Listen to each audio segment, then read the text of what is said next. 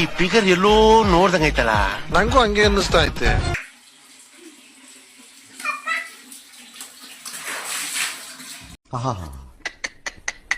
ನಿಮ್ಮ ಅಪ್ಪ ಅಮ್ಮ ನಿನ್ನದು ಏನು ಅಂತ ಹುಟ್ಟಿಸ್ಬಿಟ್ರು.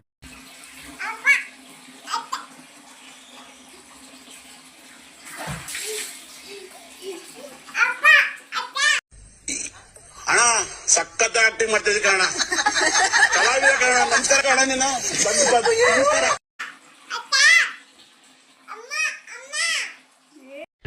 ಇವನ್ ಗ್ರಹಗತಿ ಸಂದಾಗಿಲ್ಲ. ಈ ಜ್ಯೇಷ್ಠ ಹೋಗಿ ಆಷಾಢ ಹೋಗಿ ಶ್ರಾವಣ ಬರ್ಲಿ, ಅವ್ನ್ ಟಾಪ್ ಆಗಿ ಬರ್ತಾನೆ.